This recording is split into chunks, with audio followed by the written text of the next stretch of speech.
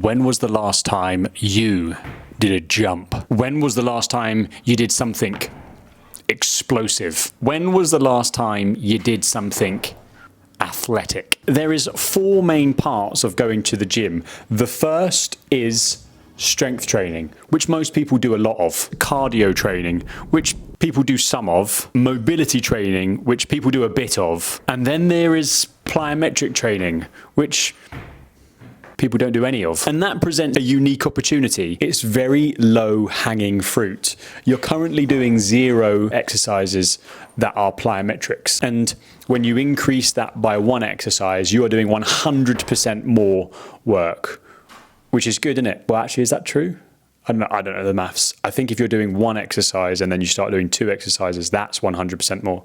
So I don't really know what the 0 to 1 is. First, let's have a very quick look at what plyometric training actually is. Plyometric exercise refers to activities that enable maximal force in the shortest time.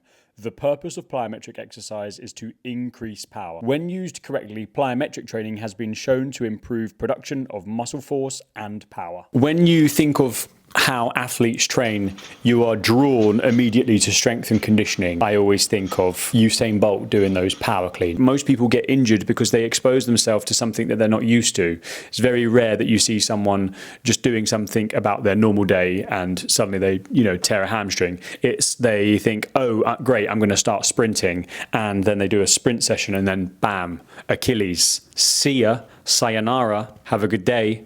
And that leads me perfectly on to how to start. Including some plyometric training in your warm-up is really good. We're going to start with doing something like jumping on the spot. It can be a great primer for your strength work. So if you're going to do squats, for example, just getting into a squat rack and doing some jumps on the floor there, it's going to warm you up. It's also going to make you probably a little bit more explosive and prime your body for an exercise that you're about to do anyway. Treating it like any other ordinary exercise is really helpful. 2 to 3 sets of 5 jumps on the spot just to get you moving. There are a few reasons why you would want to start to include plyometrics in your training.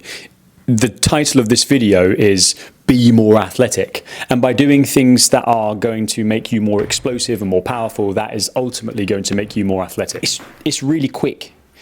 You don't have to take very long at all. It's probably going to expose you to stimuluses that you're not currently getting, which is going to make you more resilient should you come across those things. There are other exercises in this video like Olympic weightlifting. Here I showed you a power clean, and those things are going to increase the amount of force you have and the amount of strength you have, which is like the holy grail. It's the best of both worlds. So if you want to be more athletic, you have to do things that are athletically challenging, like sprinting, changing direction, jumping. If you are not going to train that thing, you can't suddenly become it. The only way in which you get good at something or you are something is if you do that thing. How to be more athletic if you are in the gym a couple of times a week is just to start by including a couple of jump variations.